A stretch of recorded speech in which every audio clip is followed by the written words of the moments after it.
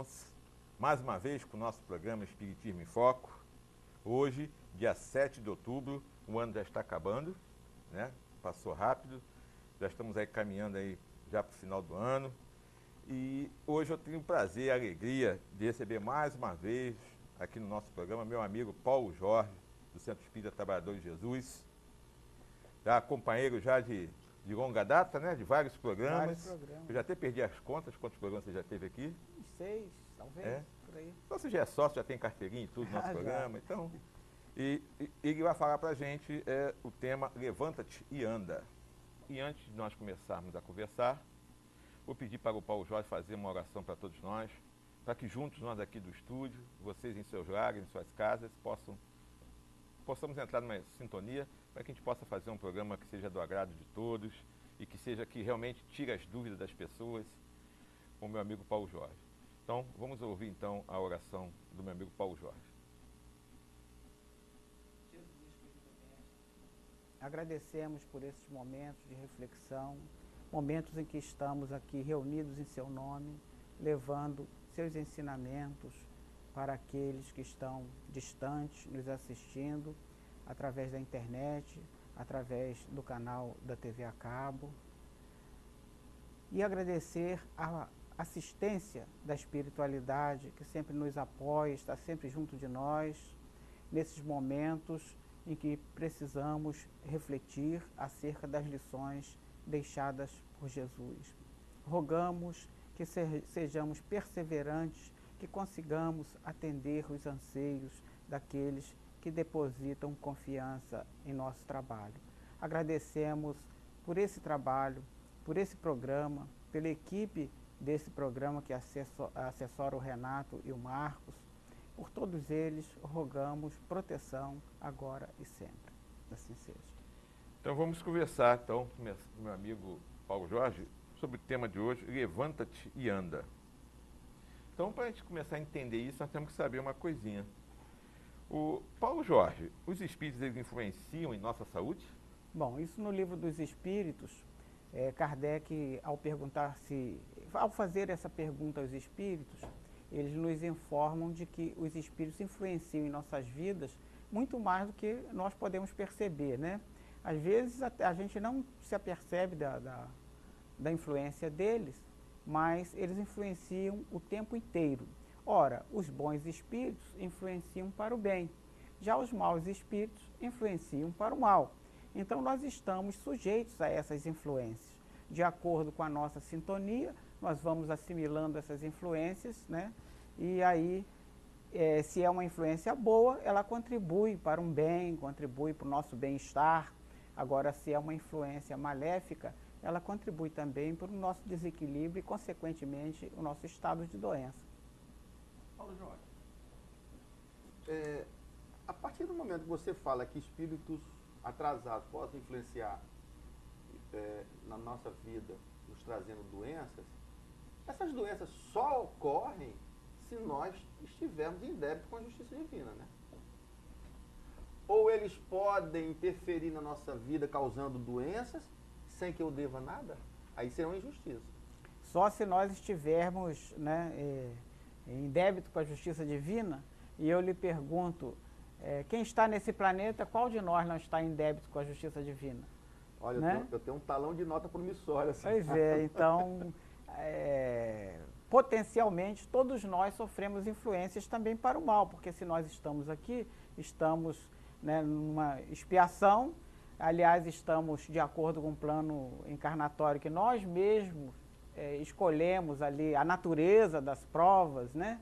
Então, certamente nós teremos que passar por determinadas provas e a maioria das vezes, infelizmente, a gente não é aprovado nessas provas. Daí a necessidade das reencarnações sucessivas. Se nós estivéssemos num planeta mais evoluído, num estágio bem mais evoluído, os maus espíritos não teriam acesso a esse planeta, a esse ambiente, portanto, não poderiam influenciar, né, o nosso comportamento, a nossa mente. No entanto, como nós estamos aqui imersos num mundo ainda de provas e expiações, nós estamos sujeitos a essas influências o tempo inteiro. Então, se eu sofro, é porque eu tenho débitos. então meu sofrimento é justo? Sofrimento justo ou injusto, né? O que é injusto? Às vezes o que é injusto para nós está de acordo com o nosso conceito físico. Nós estamos vendo prejuízo físico, nós estamos ainda muito agarrados à matéria. Mas a gente não sabe, de fato, a gente não tem acesso àquele contrato que a gente assinou lá atrás, porque se tivesse, certamente, dadas as nossas imperfeições, procuraríamos ali uma cláusulazinha que a gente pudesse escapar de algumas coisas. Olha, débito, necessariamente, pode não ser um débito seu, pode ser uma imprevidência dessa vida, um excesso que você tenha cometido, e assim por diante. Os fatores são múltiplos, né? A cada um... Isso, segundo as suas obras. E quais foram as suas obras? E não nos é dado um fardo maior do que aquele que a gente pode suportar, né? Exato. A gente, às vezes, se desespera porque a gente acha que não é capaz de suportar. Nós, seres humanos, às vezes, nos desesperamos por pouca coisa. Mas sempre que vencemos um obstáculo que nos parece intransponível à primeira vista, a gente depois é capaz até de rir do problema, felizmente. A gente falando aqui sobre o peso do fardo, me lembrei daquela historinha que todos conhecem, do cara que achava a cruz muito pesada e foi tirando um pedacinho dela, né? Ah, sim. Para aliviar o peso. Aí quando ele chegou lá na frente, ele precisou atravessar um abismo, precisou da cruz, porque ela era justamente o tamanho do... necessário que ele atravessasse o abismo. Então aí ele chorou, né? Chorou, mas não teve jeito, teria que retornar e começar tudo de novo com uma cruz novinha, folha. Não tem como fugir da cruz. Né? Não tem. Aliás, a cruz aqui, logicamente, porque nós achamos que a cruz é um sinônimo de sofrimento. Haja vista Cristo ter, né, desencarnado na cruz, né, sendo ali vítima dos seus algozes numa cruz. Então nós atribuímos que cruz é uma coisa ruim, né? É uma coisa, aí tudo que é problema, tudo que é trabalho, tudo que é um excesso, uma coisa que a gente tenha que fazer e que não é, às vezes, assim, muito do nosso gosto, a gente já costuma dizer que é cruz, mas isso é tudo uma questão de simbologia, né? E mesmo causando dor, o sofrimento é um passo adiante na nossa evolução, né? Nenhum de nós quer sofrer, né? Eu gostaria de viver sem dor alguma, né? Pisando em flores e tal, mas não é assim que a banda toca, né? Mas não até assim. Poderíamos, né? Poderíamos não sofrer, né? E mas a maioria das vezes, Renato, a dor para a gente é um alerta. Né? Verdade, é um alerta de que a gente saiu do trato, saiu do rumo, né? E a dor vem para nos alertar. Então, quando acontece a dor, o que acontece? Você passa a tomar retomar o rumo. E aí a dor some. A dor some, você está no rumo de acordo com a justiça divina, com as leis divinas que estão traçadas na nossa mente, não há motivo para dor. Mas quando a gente se desvia, nosso livre-arbítrio faz com que nós possamos escolher as nossas atitudes, nossos atos, então alguns desses atos não são assim de acordo com as leis divinas e a dor vem como um alerta. E não como um castigo, mas um alerta para que nós retomemos o rumo correto. Eu poderia dizer que se eu, em função do meu livre-arbítrio, passar a seguir o caminho do bem, ser uma pessoa do bem, direita, honesta, as dores vão desaparecendo? À medida que você vai sendo cada vez mais honesto, você já é uma pessoa honestíssima, às vezes mas nós temos cada vez mais honesto, logicamente, as dores vão subindo. Mas não é uma coisa para uma vida só, não tem essa pretensão, né? Porque invariavelmente agora, não? Nós precisamos retomar. Infelizmente não é. Você vai ter ainda algumas dores na vida, né? Porque a perfeição não é visível aos nossos olhos. Ela é visível, sim, no nosso íntimo, mas a maioria das vezes nós temos medo de olhar para dentro de nós mesmos. Você está falando em dor, sofrimento, e a gente está quase fugindo do assunto que é a saúde, né? O que é Aliás, saúde? Quem começou a fugir foi você mesmo. E nada disso aqui está no script, eu já estou com vontade de pegar e rasgar esses scripts, porque o Renato fica em cima da gente, já entregou, já preparou, temos que ter um roteiro. Na realidade é só um roteiro, não é nada para se ler, nada. Mesmo porque não adianta. Mas aqui não tem roteiro nenhum. Vocês que foram convidados para a entrevista aqui no programa do Renato, preparem-se. Não adianta trazer roteiro, não, porque o roteiro está na cabeça do Marco. E a cabeça do Marco. Sobre a doença, né, que você perguntou, o conceito de saúde. Sim. O conceito de saúde ele é um conceito flutuante, Marco, porque não é, nada definido. Antigamente, quando nós éramos crianças, já há algum tempo, né? Muito tempo. Não, nem tanto assim, né? Mas quando nós éramos crianças, costumava-se ver uma pessoa gordinha e falar, olha, fulano, tá saudável, né? Tá gordinho, tem uma saúde que é uma beleza, tá gordinho. O magro, e eu era magérrimo, aquele ali tá doente. Minha mãe, dona Deonice, dá comida para esse menino. E cada qual tinha uma receita mais escabrosa, né? Dá comida e ali a gente tinha que comer de tudo, porque se diziam que determinado alimento era bom, a gente comia. Até leite de égua eu tomei, porque disseram que era muito bom. E olha que eu fiquei magro a minha vida inteira. Agora, né, depois os anos vão passando, a gente vai adquirindo um pouco mais de peso, né? Mas, então esse conceito depende de vários fatores. Os fatores físicos, os fatores emocionais e também os fatores sociais, né? Porque dependendo dos seus hábitos sociais, você pode adquirir mais massa ou menos massa. Depende de uma série de fatores e é flutuante, inclusive, de pessoa para pessoa. Nós estamos aqui na internet, meu amigo Francisco Rebouças. Opa, que bom. Está assistindo nosso programa lá de Niterói, ao vivo, mandando um abraço para você, Paulo, né? Porque é um grande prazer ouvir esse grande trabalhador espírita que é o Paulo Jorge. Que bom, eu agradeço, mas o grande é por conta dele, né? Porque é ele que tem um trabalho magnífico na seara espírita e eu agradeço o elogio dele, mas definitivamente não sou merecedor. É isso aí. E nosso amigo Francisco Rebouças tem um programa também, né? Tem, na web rádio, lá na UMEN, né? E toda terça-feira, amanhã, né? Das 17 às 18h30, toda terça-feira, o Espiritismo Ensina. Esse programa maravilhoso, uma hora e meia de muito estudo. Como é que o pessoal faz para sintonizar o programa dele? Entra lá em www.umen.org.br. UMEN, como é que se escreve? UMEN, U-M-E-N. UMEN, é a União da Mocidade Espírita de Niterói. Com N. Que é o centro espírita N de Nair, isso, final. N de Nair. Que é o centro espírita lá de Niterói, né, do meu amigo Francisco Rebouças. Um abraço para você, Francisco Rebouças. Francisco Rebouças falou que nunca mais vem no nosso programa. Por quê? Por minha causa. Falou que enquanto eu estiver aqui, ele não vem.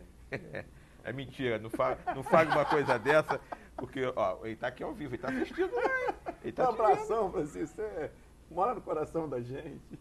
Bom, então já que você falou de saúde, qual a relação então, Paulo Jorge, entre o conceito de saúde e conceito de vida? Como é que você explica isso pra gente? O conceito de vida também é flutuante, né? Porque está muito ligado ao conceito de saúde, né? Também é flutuante porque também depende de diversos fatores. Para o materialista, a vida se resume do nascer até o morrer. Portanto, ele tem que fazer tudo que ele sente vontade, né? Seus anseios têm que ser atendidos numa única vida que ele acha que é a única vida física que ele terá, né? Já para nós espíritas, nós sabemos que nós temos outras reencarnações para buscar realizar tudo o que queremos, né? Todos os nossos anseios. Mas, contudo, isso também não é motivo, né, de desídia ou motivo de preguiça. Enfim, nós temos que atender às nossas metas e às metas que estabelecemos para essa encarnação. A próxima encarnação serão outras metas. Não adianta dizer simplesmente, isso não está ao meu alcance, vou deixar para a encarnação seguinte, porque não é por aí, né? Ué, não posso deixar não? Aí, meu querido, você pode deixar, lógico, você é dotado do livre-arbítrio, porém, você, quando deixa uma tarefa física lá na sua fábrica de lajes, e deixa para o dia seguinte, você resolveu, não, hoje eu não vou trabalhar, vou deixar para o dia seguinte. No dia seguinte você vai ter que fazer aquela e a que deixou para trás, né? Vai ter que atender aos clientes, não tem jeito, tem cliente que não deixa para depois. Então, quando eu assino aquele contrato antes de encarnar, se eu não cumprir, na próxima eu tenho que vai cumprir. Vai ser reprovado, não tem jeito. Eu vou ter que fazer as duas coisas, a próxima e o restante da atual? Não é eu vou ter dá uma noção de determinismo. Você não vai ter, porque mais uma vez você vai ser dotado do seu livre-arbítrio. Você vai poder, mas se eu não fizer, poder eu vou ficar mais postergar. devedor. Oh, mas é lógico. Mas Ele quer moleza, né, Paulo? ele quer moleza. Eu senti isso, Renato. Não, não é não, é porque a gente deixa tanta coisa para depois, né, rapaz? E a gente se acostuma com esse tipo de coisa. Esse é o nosso problema, É. nos acostumarmos com alguns tipos de coisas que nós não deveríamos aceitar sequer, né? Mas a gente se acostuma, não só aceita como se acostuma. Eu queria que você falasse um pouquinho sobre saúde, já que eu fiz aquela perguntinha no início sobre o que é saúde. Saúde física, saúde mental. Dá uma explanada aí sobre esse negócio, que eu estou doido para fazer umas perguntas para você. Ah, tá doido. A Organização Mundial de Saúde, Márcio, isso é definição dela, né? Divide a saúde em física e mental, né? E saúde física é aquela que está propriamente ligada aos nossos físicos, à nossa máquina, né? Ao nosso corpo físico, aos nossos sistemas, a interação dos nossos órgãos. Essa máquina física que nós temos, bela, né? A minha já foi mais bela, tinha mais cabelo, menos barriga e tal. Mas, enfim, é uma máquina de acordo para cumprir o trabalho para o qual nós nos comprometemos. Então, nós fomos dotados desse aparato físico. Porém, o aparato mental também é necessário, a saúde mental é algo que vai implicar no funcionamento da sua máquina, né? Porque se a minha mente não comandar adequadamente o meu corpo, vai causar desgaste em uma determinada parte, vai causar também a sobreexcitação de uma outra parte. Enfim, é uma balança que tem que funcionar corretamente, tanto a parte física quanto a parte mental. E implica também numa situação social, porque na realidade é uma visão sistêmica, né? Está tudo relacionado. Enfim, tudo na vida é relacionado, não há sistema estanque, né? Não há sistema estanque. Essa parte espiritual influencia na saúde? Uma necessidade de uma religião, de uma religiosidade? Isso influencia na saúde do indivíduo, ele ter ou não vínculos com algum tipo de religião? O que é a religião, senão uma maneira de você se colocar afinado com as leis divinas? Porque há pessoas que não têm religião. Há pessoas que sequer acreditam em Deus e gozam de ótima saúde. Mas essas mesmas pessoas praticam o bem no seu dia a dia.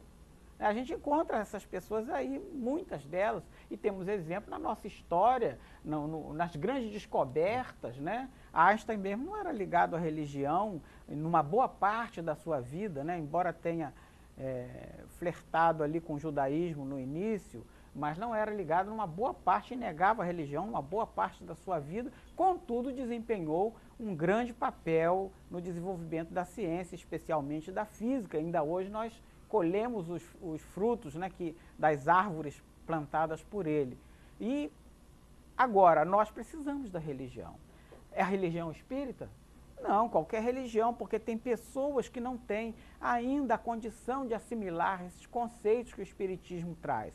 Portanto, necessitam de religiões que os coloquem num caminho ali com maior severidade, né, e mais punitivas, até um certo temor a Deus, né, aquele temor, e traduzido de uma maneira ali, ao nosso ver, que não condiz com a realidade, mas uma maneira que para eles, para aquela situação, é útil, porque os coloca relativamente afinados com as leis divinas e em condição plena de praticar o bem, portanto, em condição plena de gozar uma vida com saúde. Só acrescentando que a religiosidade, a religião, dá ao indivíduo forças para suportar determinadas passagens difíceis da vida dele. Exatamente, né? Exatamente. Porque a gente geralmente pode encara... Pode não curar. Exato, Mas ajuda a suportar. Ajuda inclusive a curar. Porque à Sim. medida que ele afina o seu pensamento com o bem, ele proporciona um equilíbrio do seu corpo, a homeostase do aparelho físico. Meu nome? Homeostase, equilíbrio. Vou anotar isso aqui, meu próximo filho vai ter esse nome. Vai ficar legal. Então, propicia que você se sintonize consigo mesmo. E você estando harmonizado consigo, com a natureza, com a ecologia, porque nós não estamos sozinhos no mundo, né? Tudo em equilíbrio, tudo interagindo. Então, você em harmonia, você tem a capacidade de auxiliar na sua cura, principalmente naquilo que desencadeou a sua doença. Né? Isso aí eu creio que a gente vai tratar mais para frente. Você falou aí, né, da visão sistêmica da saúde, você falou em mental, social e físico. Fala para a gente, então, o que é saúde física e o que é saúde mental? Eu quero entender mais isso aí. Bom, a saúde física, até já falei, a saúde física é a saúde que do seu aparelho físico, do seu corpo. Cara, é só o corpo. Seu corpo está físico, você está em condição de desempenhar suas atividades, você está em condição de trabalhar, você está em condição de estar dormindo bem, né? Não tem nada desencadeou, está atrapalhando o seu bem-estar, você está gozando de plena saúde física. A saúde mental é quando você está ali desequilibrado, você não consegue conciliar o seu pensamento com as suas ações. Ou seja, você está em desequilíbrio, né? Você não está comandando corretamente a sua máquina física em prol de desenvolver os trabalhos que você normalmente teria que desenvolver.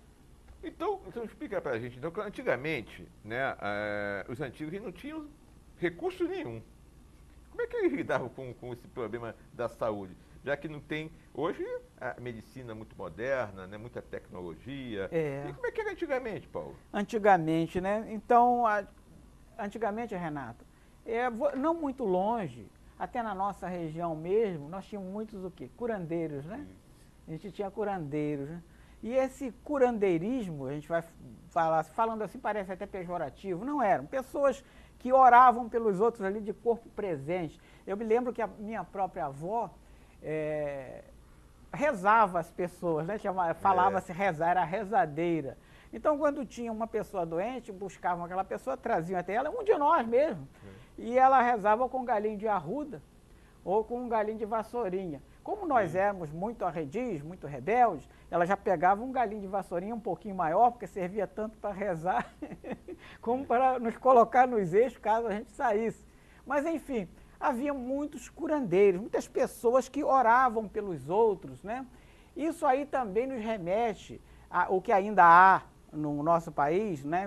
Nas tribos indígenas, aos pajés, né? Que utilizam a figura do xamã, o xamanismo, né? Que não nasceu no Brasil, isso tem no mundo inteiro, várias tribos, várias sociedades utilizam o xamanismo, que é a figura de uma pessoa numa determinada sociedade que se acha com o poder de curar. E mais, ele se acha com esse poder de curar porque ele está afinado, recebendo auxílio das forças da natureza. O que seriam esses auxílios das forças da natureza, se não ali o consórcio de vários espíritos do bem auxiliando para que aquela pessoa consiga vibrar, emanar fluidos bons para aqueles que vão ali buscar a cura. Ô, Paulo, podemos notar que havia muito misticismo, né, em torno das doenças, do tratamento. A partir de que ponto a humanidade procurou combater esses conceitos? A gente sabia que tinha muita coisa, né? Nós falávamos do misticismo, né? Porque para o próprio judeu, né, na época de Jesus, ou antes, na época de Moisés, a doença era sinônimo de impureza, né? Você estava doente, era porque você estava impuro, você estava endividado. Então, era sinônimo de impureza. Qualquer pessoa doente, inclusive, muita coisa era tido como doença e na realidade não era. Por exemplo, o ciclo menstrual, né, das mulheres era tido como doença. A mulher naquele período estaria impura. Ora, a medicina é muito precária. Muitos estudiosos de medicina, ultimamente, daquela época, né, mais recente, desistiram da profissão porque não tinham muito recurso. Ora, as doenças se apresentavam. Hipócrates, né, um dos pais da medicina, já falara, com outras palavras mais polidas, é claro, o seguinte: se você não puder ajudar, pelo menos não prejudique. Né? E os médicos formavam-se e muitas vezes não conseguiam ajudar aqueles que os procuravam, os pacientes, como também prejudicavam. Bom, nesse caso, foi o caso, por exemplo, do Dr. Hahnemann, Samuel Hahnemann, um dos pais da homeopatia, ele formou-se médico, alopata comum, e desestimulou-se porque não conseguia promover a cura dos seus pacientes e achava mesmo que os prejudicava, contrariando ali, né, o que preconizava Hipócrates. No entanto, ele indo trabalhar como tradutor, porque era muito culto, falava vários idiomas, chegou às suas mãos um livro de um outro profissional que falava de que o medicamento dado em pequenas doses, o medicamento que era dado para curar uma determinada doença, se desse em pequenas doses, poderia provocar os sintomas dessa doença. E ele utilizou uma substância chamada quinina, usada para curar o paludismo daquela época, que era a malária, mas na época chamada de paludismo. Então ele usou essa quinina em pequenas doses em quem? No vizinho dele, na sogra dele? Não, usou nele próprio, né? Você vê só, né? Podia causar mal, então se é para causar mal, que causa em mim. Usou nele próprio, provocou os sintomas, a febre da malária, e então ele viu que essa substância podia diluir bastante, né, que continuaria fazendo efeito. E ele arrumou ali algumas pessoas da própria família, e na própria família dele começou a cuidar dessas pessoas com homeopatia. Ou seja, o semelhante curando o semelhante, como o veneno, né, em pequenas doses, né, servia para curar, né, determinadas doenças que provocariam sintomas. Bom, então ele se desestimulou por quê? Porque na época dele, antes disso, a medicina se resumia ao seguinte: ou era remédio para provocar vômito, os eméticos, né? Ou era remédio para provocar diarreias, né?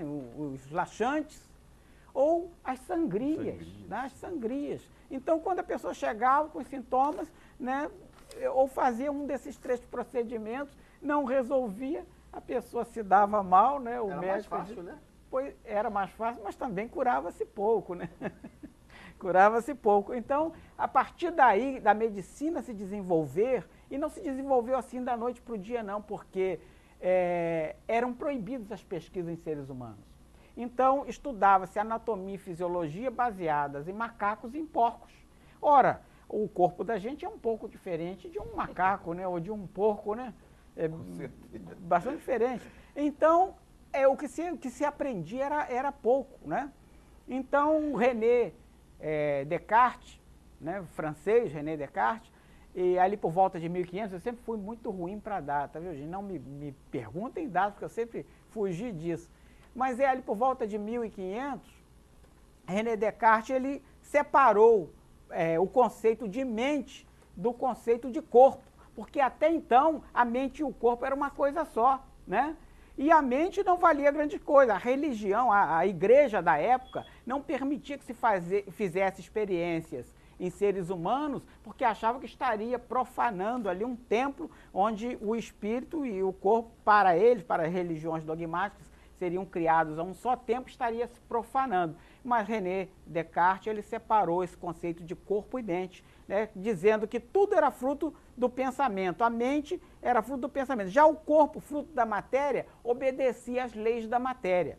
Antes dele, podemos ver as culturas antigas, por exemplo, as múmias do Egito, os corpos que eram mumificados, tiravam o cérebro e jogavam fora, que achavam que a mente, o cérebro não teria grandes funções, jogavam o cérebro fora, e as vísceras também, para facilitar, e mumificavam o corpo, né? Então devemos a René Descartes não só aquilo que a gente aprendeu no ensino médio, produto cartesiano, que muitas vezes a gente não gostava e até praguejava contra o René Descartes, mas ele era muito mais profundo do que isso, porque ele, na realidade, o grande feito dele foi ser, como um grande filósofo que era, foi definir alguns conceitos, e esse de corpo e mente propiciou que a ciência passasse a estudar no próprio corpo do ser humano. E continuando nosso bate-papo aqui com o meu amigo Paulo Jorge, então agora vamos entrar agora na nossa área, né, no espiritismo. Quer que você diga para a gente assim, qual a origem do corpo e do espírito segundo o espiritismo? Fala para a gente aí.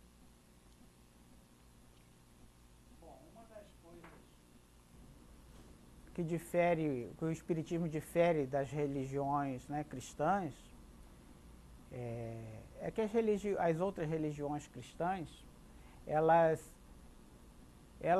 afirmam que o espírito é criado juntamente com o corpo. No momento da concepção é criado tanto o corpo físico quanto o espírito. Nós já sabemos, né, que não. O espírito ele é criado por uma outra via e o corpo físico por outra. São emanações divinas. Quem cria? Deus. Deus cria o tempo inteiro. Portanto, há espíritos sendo criados ainda hoje, mas partem de dois princípios, né?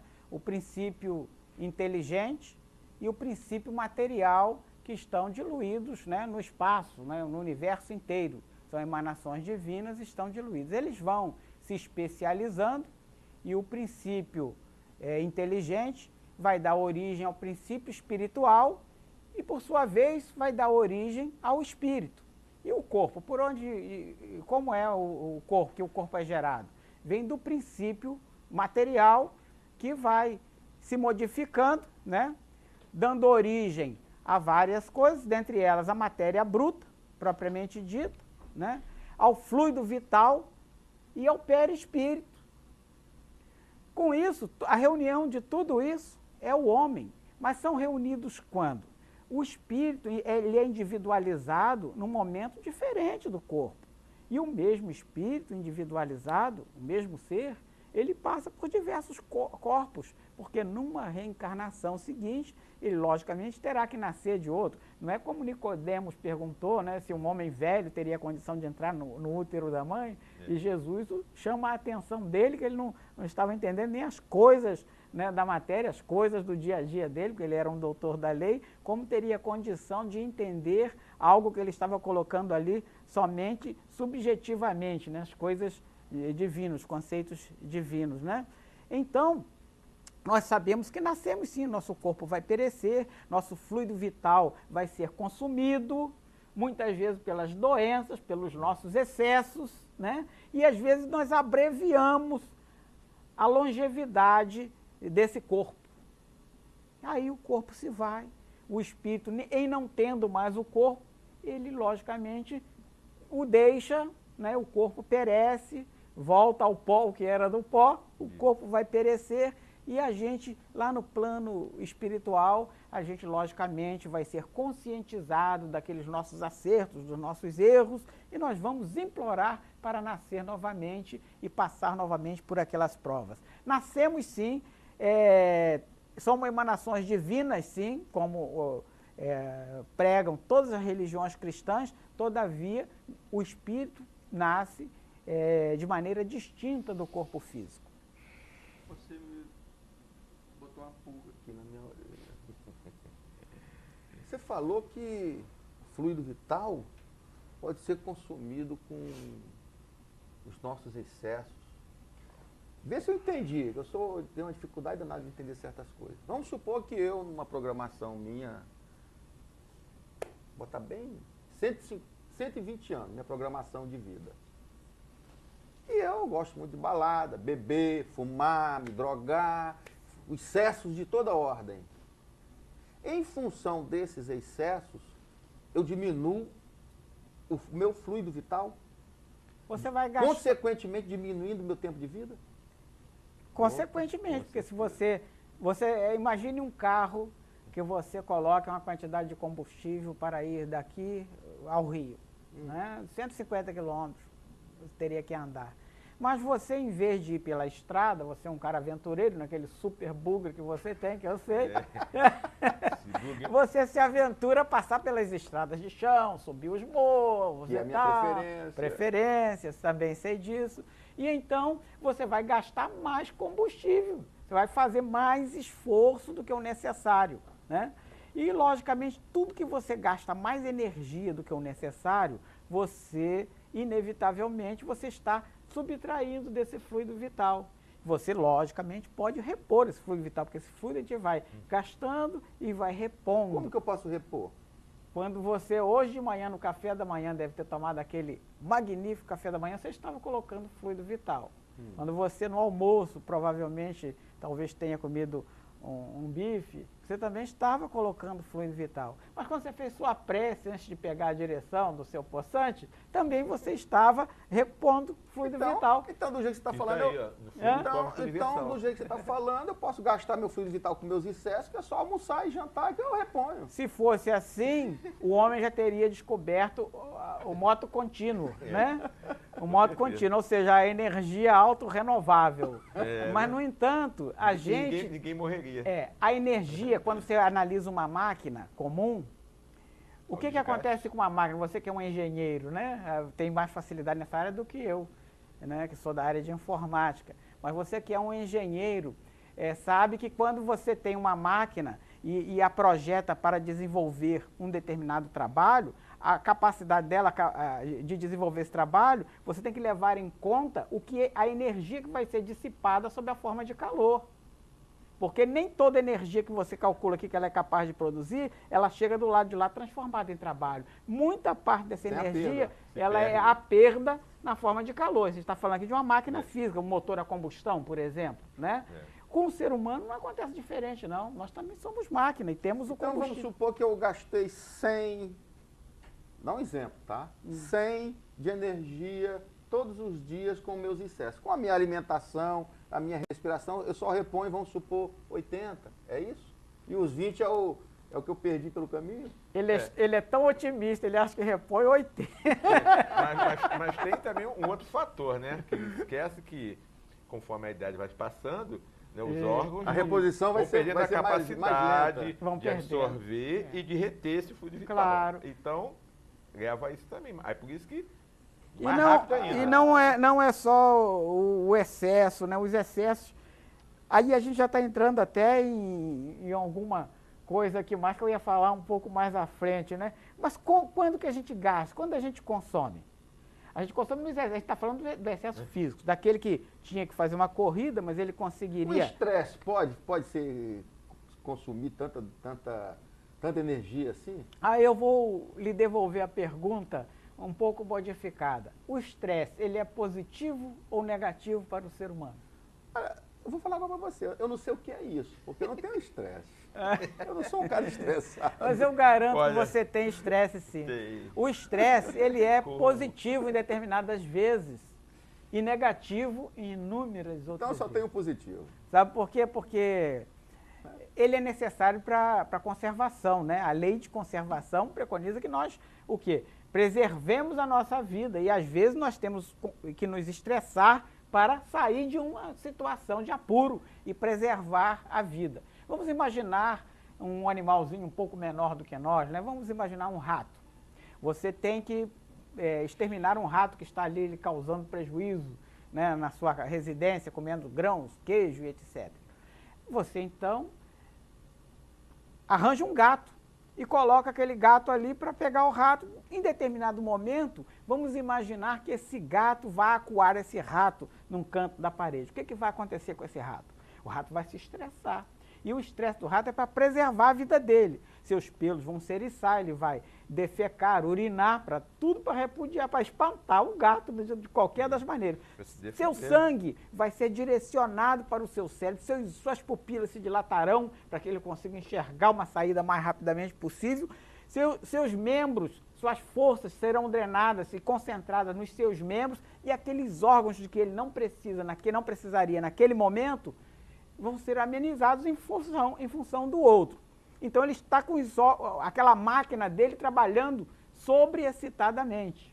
O que vai acontecer com ele? Ele vai buscar uma saída. Ele vai tentar fugir, logicamente, porque ele não é bobo nem nada. Mas se não conseguir, ele vai atacar o gato e ataca mesmo. Acontece que para o rato, facilmente, 20 minutos, meia hora depois, ele escapou do gato e ele estará lá buscando seus grãos e o seu queijo. O estresse para ele se dissipou. E nós, seres humanos, trabalhamos também por vezes sobreexcitadamente, todavia a gente não consegue dissipar esse estresse. Esse estresse, por exemplo, se acontece conosco durante o dia, a gente não consegue dormir à noite, isso nos atrapalha. Às vezes a gente não consegue nem fazer uma prece para se harmonizar porque a gente está estressado. né? Então pode causar doença. Então, lógico que pode, porque quando você está trabalhando numa situação além do seu normal, você está gastando mais energia, leia-se fluido vital para nós, mais energia do que o normal. Então você está dissipando ali, perdendo energia, não é isso? O Paulo, então, e aquelas pessoas que, né, que também só se preocupam com o corpo, né? De malhar, ter um corpo bonito, um corpo sarado, e esquece do outro lado, que é o lado espiritual. Isso também não prejudica também a pessoa?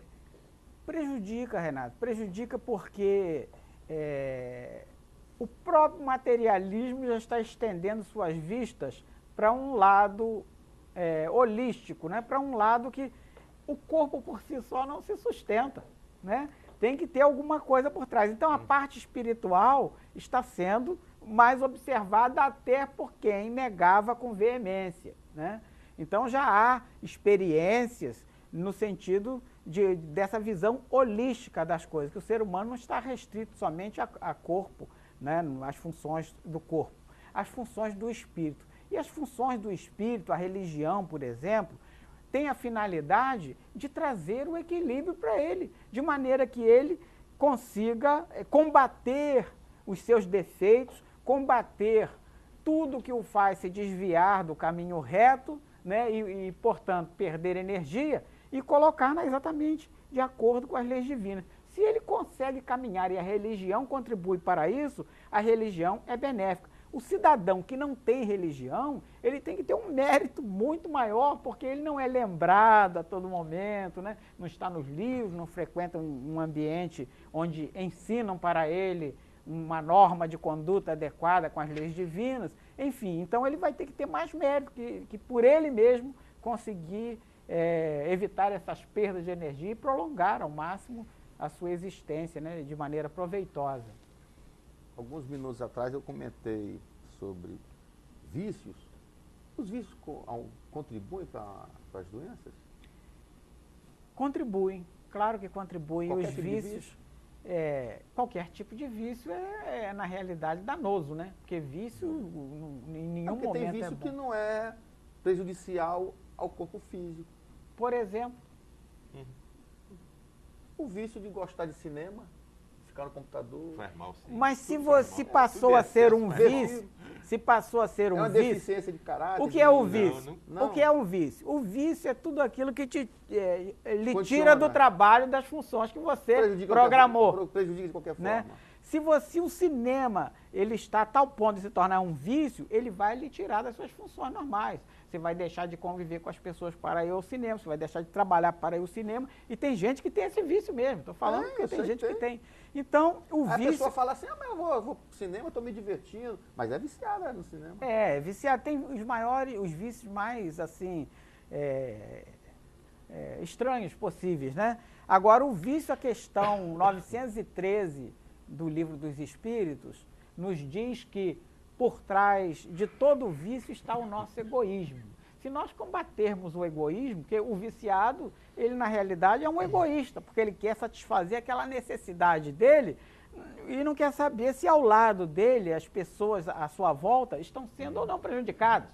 Porque se você sai do seu trabalho e vai para o cinema todos os dias, tirou suas horas de trabalho em prol do cinema, não vai, consequentemente, conseguir ter a produtividade que deveria ter, né? Sua família, consequentemente, vai também ser alcançada por esse vício, né? Porque a causa é social, ela vai se espalhando.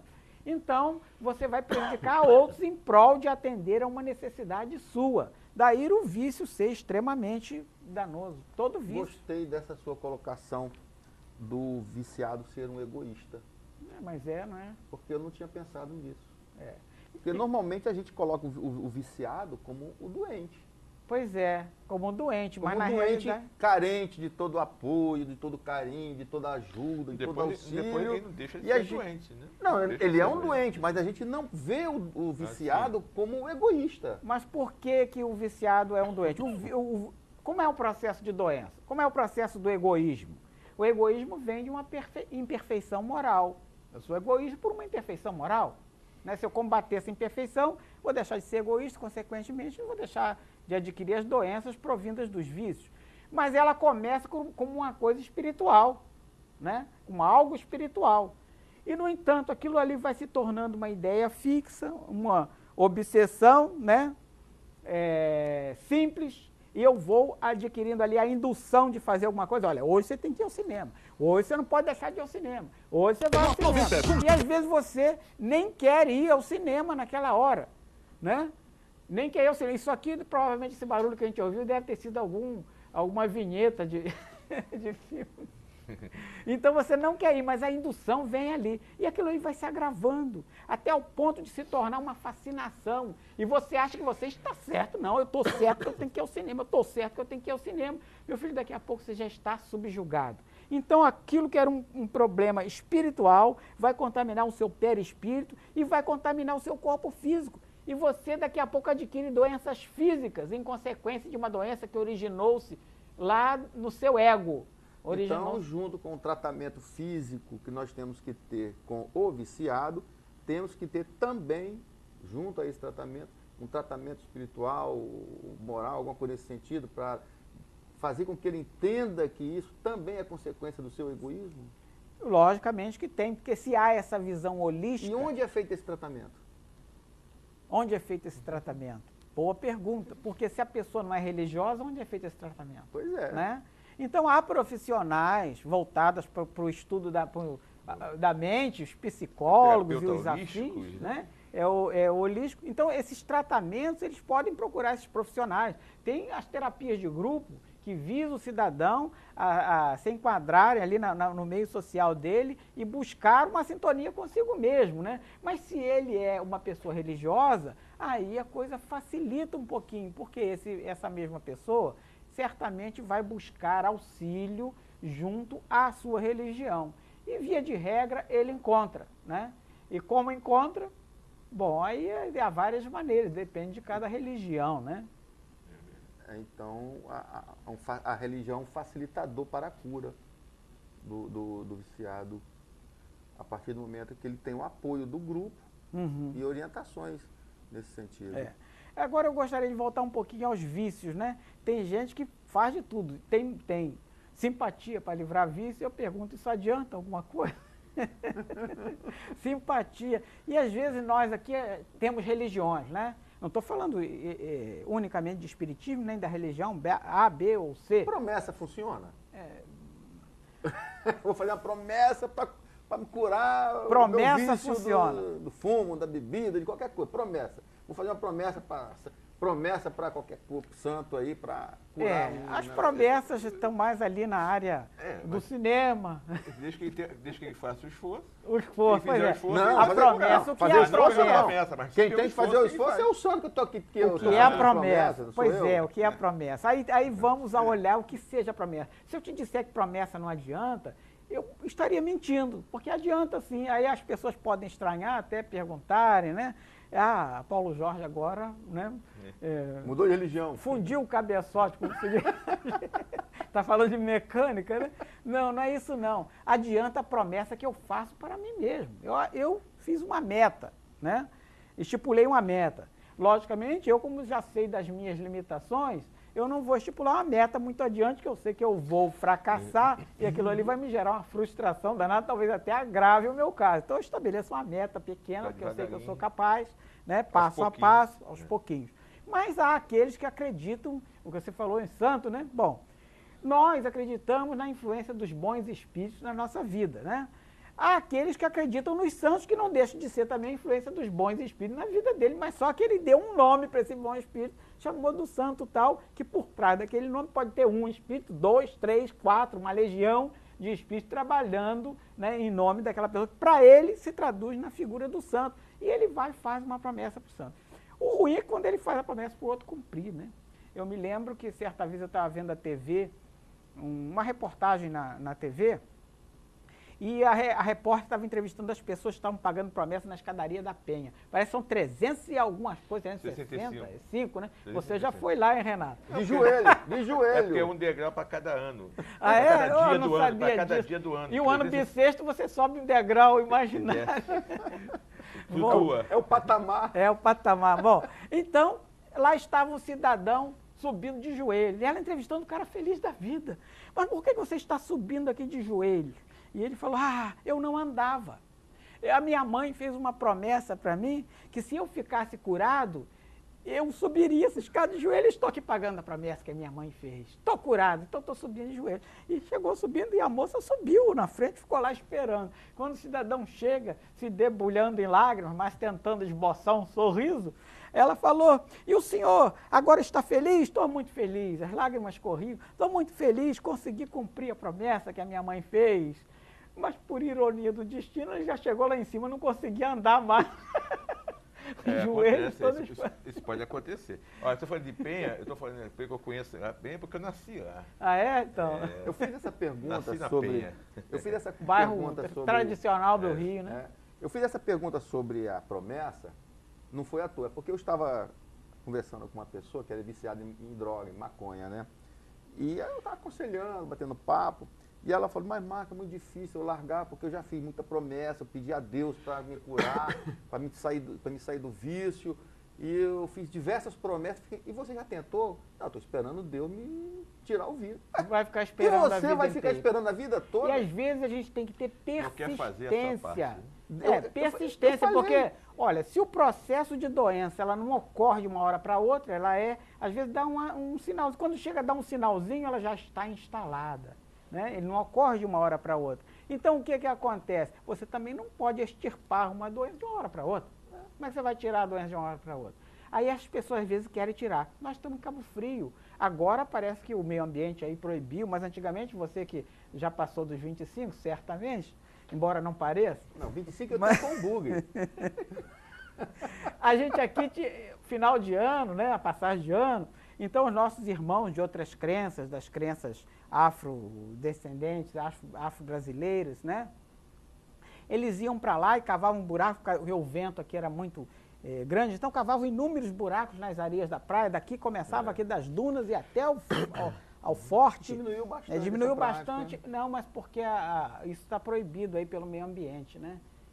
Acender essas velas assim a céu aberto, né? Pode queimar, pode acontecer muita coisa. Então, eles cavavam para o vento não apagar e botavam as velas ali, acendiam e tal, e ali eles faziam ali o culto para os espíritos que auxiliavam aquela prática deles, aquela comunidade. O que para nós são espíritos, para eles deram o nome de orixás, mas na realidade são os espíritos que estão ali realizando um trabalho para aquela comunidade. Ora, uma pessoa da minha família, que não vou falar o nome, nem sob tortura, queria livrar-se de um vício, o vício do cigarro, né? Já fizeram inúmeras tentativas, mas não conseguia absolutamente, e foi, embora fosse de uma religião até, e frequentava bastante e tal, mas as pessoas têm essa espécie de sincretismo aqui, né, que vão fazer uma fezinha no último dia do ano, né, e ela foi para lá levando sua carteira de cigarro, passou entre aquelas velas e tal, pediu licença, né, às pessoas que ali estavam, chegou até a água lá da Praia do Forte, com água na canela, né, e pegou o maço de cigarro, fez ali uma prece para o seu santo de fé, não sei nem qual era, mas fez, e pegou aquela carteira de cigarro e jogou o mais longe possível. E ficou ali orando com muita fé. Daqui a pouco veio aquele trocinho batendo na canela dela, olhou, era o maço de cigarro. Ela pegou, já estava meio úmido, né, mais pesadinho, jogou com mais força ainda, e olha que ela tinha uma força danada no braço. Não tem, jogou mais longe ainda, mas a marola veio trazendo, e ela de olhos fechados naquela penumbra da praia. O santo não queria que ela parasse parasse de fumar. Bateu nas pernas dela, ela pegou, olhou, abriu, ainda tinha umas guimbazinhas né, secas, ela cortou um pedaço molhado, jogou fora. Aí pegou, vocês querem que eu fume mesmo, né? Querem que eu fume? Aí pegou aquele pedacinho de cigarro, chegou, pediu licença àquelas pessoas, chegou ali naquelas velas acesas ali, com ela do jeito que era assim, né? Impulsiva, deve ter espalhado o orixá para tudo que era lá. E acendeu e nunca mais parou de fumar até hoje. Olha só, não houve o empenho, né? Não houve a força de vontade, a persistência. A gente quer se livrar dos problemas de uma hora para outra. E nem sempre isso é possível. Aliás, quase nunca, né? É verdade. Como é que você combate doença? A doença você tem que combater, o ideal seria você combater a causa da doença, né? Mas, geralmente, a grande maioria dos nossos cientistas desenvolveram soluções para combater as consequências. Então, a alopatia, né, ela veio combatendo primeiramente as consequências, né, os sintomas, né, até chegar. Mas será que profundamente a doença foi sanada? Algumas conseguem ser sanadas, mas aquelas doenças de ordem espiritual conseguem ser sanadas? O que Jesus falava para as pessoas que iam buscá-lo, iam buscar curas, né, nas suas pregações e através dele, por meio dele. Jesus falava, a tua fé te curou. E dizia mais, vá e não peques mais. Porque se ele continuasse no erro, ele ia continuar com a imperfeição moral dele. E, obviamente, essa doença iria reincidir e ele ia tornar-se novamente doente. Então, a maneira de combater, logicamente, se você tem a doença física instalada, procure um médico ou procure os especialistas da área médica, porque hoje em dia a própria área médica está muito, né, especializada e há uma série de outras profissões que atuam juntamente com os médicos e também tem o propósito de combater. É importante também que busquemos nas casas espíritas um apoio, um tratamento, não nas casas espíritas somente, procurem sua instituição religiosa, certamente o líder religioso de lá terá uma palavra de consolo, uma maneira de lhe auxiliar, né?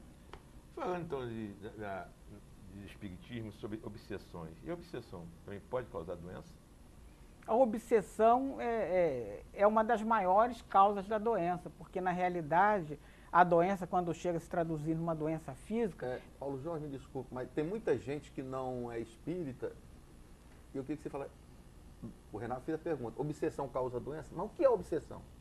A obsessão é a influência de espíritos maléficos sobre nós, né? De espíritos maléficos, com o intuito de quê? De nos prejudicar. Esses espíritos são o quê? Inimigos nossos de outras vidas, de outras eras, ou inimigos até dessa própria encarnação, né? Às vezes uma pessoa vibrando mal pela outra, né? Desejando mal para a outra, ela consegue também induzir a outra a cometer erros, né? E não deixa de ser uma obsessão de encarnado para encarnado. Quando é do plano espiritual para um de nós encarnados, é uma obsessão de desencarnado para encarnado. E essa obsessão começa, às vezes, com uma indução, né? Uma mania. Ah, eu tenho a mania, você já citou a do cinema. Tem gente tem as mais diversas manias, né? Todos nós temos algumas, né? E ela vai se agravando, e aí por diante. Vira doença. Vira doença. Passa a impregnar o seu perispírito, né? Deixa marca no seu perispírito, vai lesar, como o perispírito está ligado aos seus órgãos físicos, ela vai lesar seus órgãos físicos, e aí para curar o órgão físico você tem que procurar um médico, não adianta procurar o tratamento espiritual, onde quer que seja, tem que procurar um médico. Paralelamente, você tem que entender o seu processo de doença. Então, não adianta só eu procurar o meu líder religioso para me curar, que não vai resolver nada. Porque se eu não entender o que me causou a doença, daí o espiritismo estimular sempre o estudo. Toda casa espírita tem o primeiro atendimento, tem um atendimento fraterno que vai direcionar essa pessoa, acolher, tem um atendimento espiritual se for o caso, e tem também a indução desse mesmo assistido a procurar os grupos de estudos e ingressar nos grupos de estudos para entender o processo de doença, entender o funcionamento do seu ser, né? Já que você entrou por essa área, eu queria que você falasse sobre o tratamento espiritual e na ajuda da curar a pessoa, né? Olha, o tratamento espiritual, a nossa casa o tem, né? Um auxiliar no Toda tratamento casa espírita da doença. tem? Às vezes a casa espírita pensa que não tem, mas tem. Né? Porque todos que procuram uma palestra pública, ele está ali sendo tratado espiritualmente, que os espíritos estão ali trabalhando o tempo inteiro. Às vezes não há necessidade de eu procurar especificamente o tratamento espiritual. O que há necessidade é de eu não ficar ali como simples espectador. Eu procurar entender e isso ingressar no processo, nos trabalhos da casa e nos cursos, né? O que acontece é que algumas casas têm esse tratamento mais especializado. Você, além de ter os cursos, além de ter o atendimento fraterno, você é direcionado para um tratamento espiritual que funciona paralelamente ao seu tratamento físico. Nunca acredite em ninguém que mande você abandonar o seu tratamento físico, seu tratamento com médico, abandonar um remédio em prol de um tratamento espiritual. Porque isso aí não pode emanar de um bom espírito. Os bons espíritos, eles sabem desse processo holístico, desse ser que é o ser humano, ainda muito preso à matéria, dependente da matéria, tanto para produzir o seu trabalho, quanto eles próprios são matéria. Nós, seres humanos, somos matérias. Então, eles têm noção disso, e quem cuida de matéria é a parte material, quem cuida de espírito. E onde é que entra aí o poder da prece? A prece tem um poder imenso, porque nós temos o poder de emanar o bem para o outro. Enquanto a prece, na realidade, é uma emanação da mente, né? A mente, buscando quem? Buscando Deus. Buscando Deus. Então, quando nós buscamos Deus, nós estamos buscando estar afinados com as leis do bem, porque Deus é tudo de bom, né? É o bem supremo. Então, nós estamos buscando estar afinados com as leis divinas, com Deus.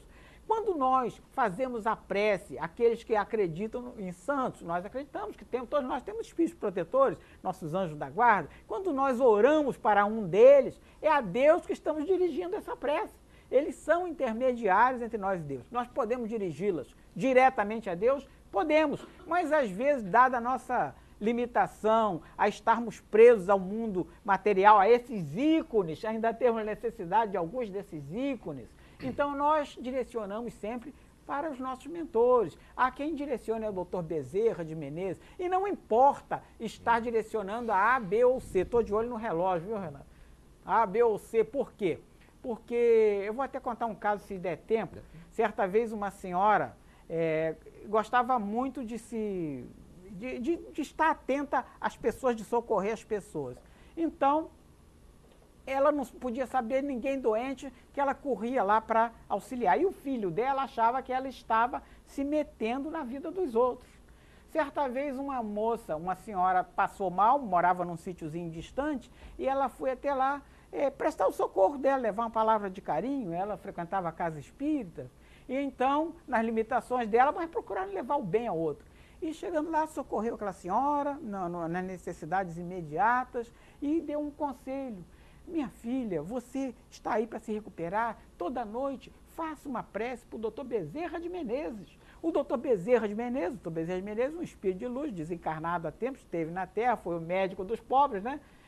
Não traduziu isso tudo para ela, mas disse: o Dr. Bezerra de Menezes auxilia aqueles que pedem por ele. Auxilia como? Intercedendo junto a Deus, mas ela omitiu isso. Então peça para o Dr. Bezerra de Menezes que vai obter a sua cura. E voltou para a sua casa e esqueceu-se. Aí, tempos depois, voltou lá para ver aquela senhora preocupada com ela. Chegando, olhou pela janela, que na roça as pessoas deixam as janelas e portas abertas, não viu ninguém, mas tinha uma panela no fogo, então ela estava por terra. Escutou aquele cântico ao longe, estava aquela senhora ali, de boa saúde, capinando a sua horta.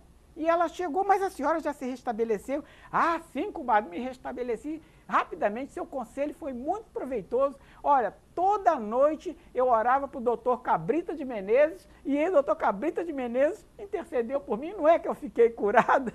Então não importa nem o nome que você vai dar ao espírito. E o espírito superior não está nem aí para nomes, né? Tanto faz chamar de Cabrita, Bezerra, lá do que seja, ele vai, obviamente, atuar como espírito, porque ele está vendo a necessidade do bem e ele está ali para atuar pelo bem.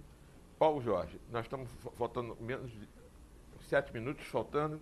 Que se fizesse o desfecho do nosso programa falando como Jesus curava. Olha, Jesus curava de maneira assim, bastante coerente, de uma maneira que nós todos seríamos capazes de curar se tivéssemos fé, né? E ele várias vezes censurou seus apóstolos que não foram capazes, porque não tinham a fé que ele tinha, nem uma fé do tamanho de um grão de mostarda. Eu contarei, é mais fácil a gente falar isso, contando um caso de Jesus. Então, o caso do cego Bartimeu, quando esse cego se dirigia para Jericó, também é conhecido como cego de Jericó, cujo nome era Bartimeu, esse cego esmolava em Jericó e sabia que Jesus passaria por ali. Ora, ele queria livrar-se da doença. E então, o que ele fez? Ele falou, bom, eu tenho que procurar Jesus para que ele me cure. Sabia das curas de Jesus. Então, ele, munido da sua bengalinha, por seus próprios esforços, vai procurar Jesus no local que Jesus passaria. E tal, quando chegou, sua dificuldade de deambulação, em função, né, da deficiência visual, ele chegando ali, a multidão já estava formada. E ele, cego, como iria se aproximar da multidão? Sentou-se à beira do caminho, ali desolado, né?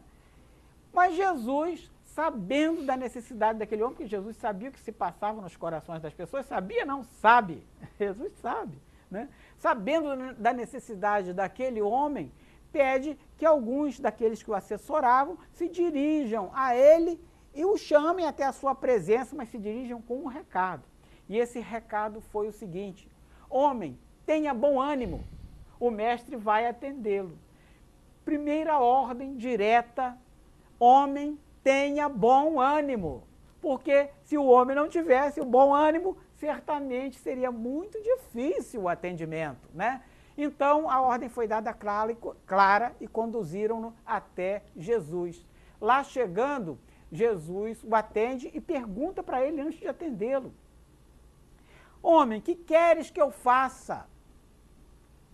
Aí, certamente, qual era a resposta que esperava? Ele esperava outra resposta que não a que Bartimeu dera. Bartimeu simplesmente diz: Senhor, quero que me cures. Mas por que Jesus teria perguntado: homem, que queres que eu faça? Né? Se ele estava vendo ali à sua frente um cego, uma pessoa, né, necessitando enxergar, certamente necessitando ser curado na sua visão, ter a sua visão restabelecida. Mas ele queria que saísse da boca daquele homem, né, que saísse exatamente do coração daquele homem a sua vontade de ficar curado. Então ele disse: quero que me cures. E ele, impondo suas mãos, disse: esteja curado. Né? Então olhemos só, comparemos isso ao que acontece nas nossas casas espíritas. Às vezes as pessoas vão em busca de um milagre, querendo que chegue ali e cure uma coisa que começou de longo prazo. E esse milagre não existe nesse formato, só existe se houver o envolvimento da pessoa, porque Jesus não cansava de afirmar: vá e não peques mais, né? E a tua fé te curou, era o que ele dizia. E é isso que nós temos que ter, essa consciência, porque enquanto nós estivermos esperando só que o outro faça por nós, nós não conseguiremos êxito, né, nas nossas intenções, que é a intenção de termos saúde, termos cura. Então que Jesus nos auxilie nisso. Paulo Jorge. Então vamos agora ao nosso sorteio, que já tem só 2 minutinhos para encerrar. Puxa vai pegar... um papelzinho desse aí. Se é 2 minutinhos, vou puxar logo 2 papéis. Não, são 2. Vamos sortear o Livro dos Espíritos, o Evangelho e uma revista com CD. Maria Inês, telefone não pode falar. Maria Inês ganhou o Evangelho. O Evangelho. Igual o Livro dos Espíritos. São tantos papéis aqui que a gente fica até, né? Só a minha filha ligou 32 vezes. Aqui, ó. João César do Portinho.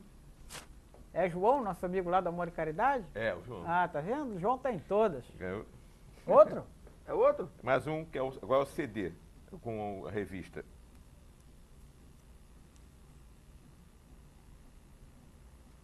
Rosângela do Caiçara. Ganhou um CD. Pronto. Então, nosso tempo já está mais do que esgotado. Falta 1 minuto. Paula, só dizer assim, tchau pro nosso público.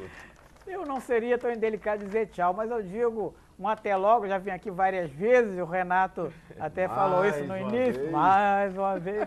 Né? Então eu quero agradecer ao público e pedir perdão pelas minhas falhas, minhas imperfeições. É que eu também estou em busca de cura para muito males que tenho. Então um grande abraço a todos e ao meu agradecimento mais profundo. Nós é que te agradecer mais uma vez pela sua vinda aqui e agradecer as meninas, a Craque que veio hoje aqui bater palmas para você. Que nada, tá? Não é para bater palma, não. Venham sempre, tá? Estejam sempre convidados do nosso programa e que todos tenham uma semana maravilhosa. Semana que vem vamos ter a Grace é lá de São Pedro da Aldeia, Fonte Viva, características ideais dos trabalhadores espíritas. Esse é o tema da minha amiga Grace. Então, que todos tenham uma semana maravilhosa, de muita paz, e até segunda-feira que vem com mais um programa Espiritismo em Foco. Um beijo no coração.